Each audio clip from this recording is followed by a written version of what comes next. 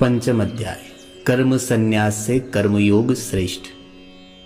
अर्जुन बोला, कर्मों से संन्यास की और फिर कर्म से योग जुड़ने की प्रशंसा करते हो कृष्ण। इन दोनों में से मेरे लिए जो एक श्रेयकारी है उसे कहिए। भगवान बोले, कर्म संन्यास और कर्मयोग दोनों ही श्रेयकारी है, परंतु इनमें कर्म संन्यास से कर्मयोग बेहतर है।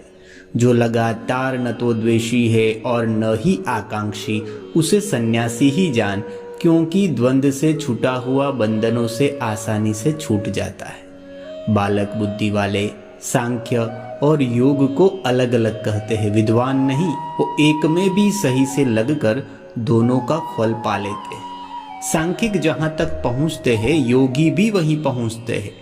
जो सांख्य और योग को एक देखता है उसी को दिखता है।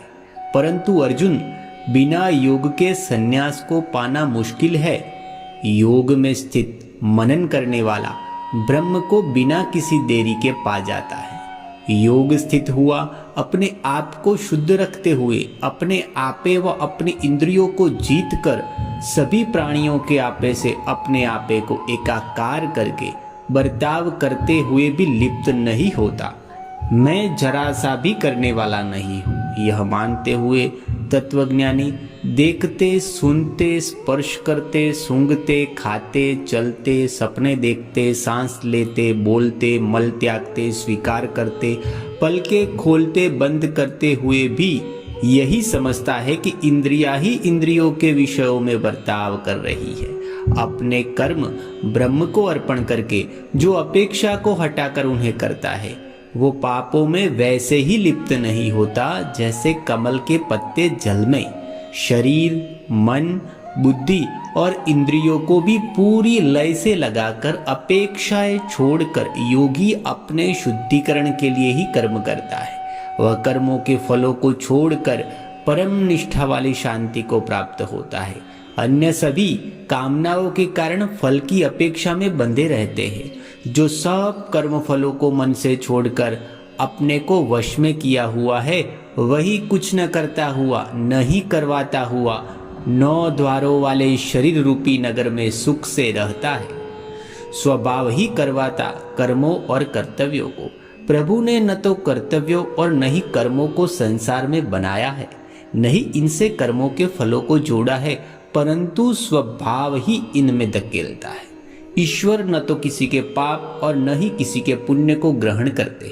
मनुष्य अज्ञान से ढके ज्ञान के कारण ही इस विषय में भ्रमित रहता है, परंतु यह जानने पर जो जब अपने अज्ञान को नष्ट कर देता है, तब उसका ज्ञान परम को सूर्य के जैसे स्पष्ट कर देता है। उसी के अनुरूप उसकी बुद्धि और आपा होने पर उसी में उसकी निष्ठा रम जाती है। इस ज्ञान के द्वारा अंतर कलह धुलने से वह कभी न हटने वाली स्पष्टता को पा जाता है।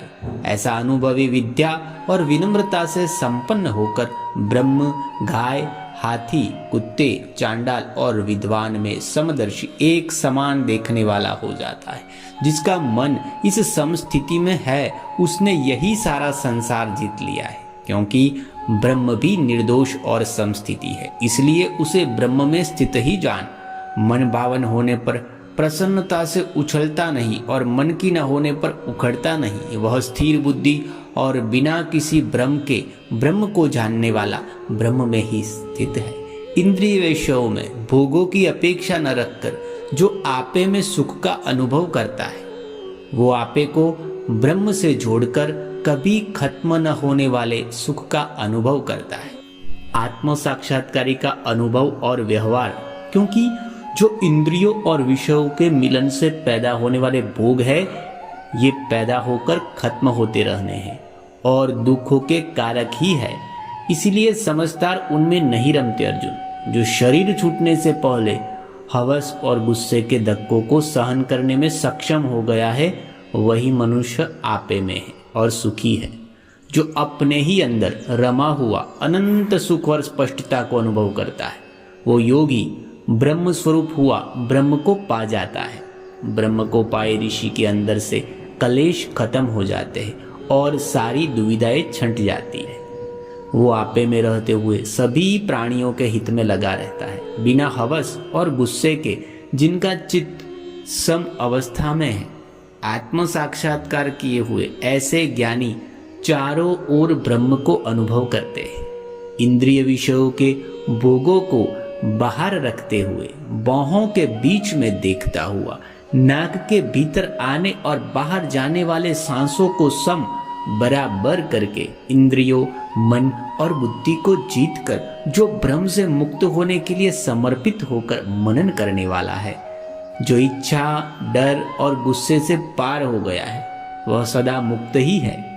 मुझे यज्ञ और तप को भोगने वाला, सभी लोगों का ईश्वर और सभी प्राणियों के लिए स्नेही जानकर वह शांति को पाता है। पंचम अध्याय संपूर्ण।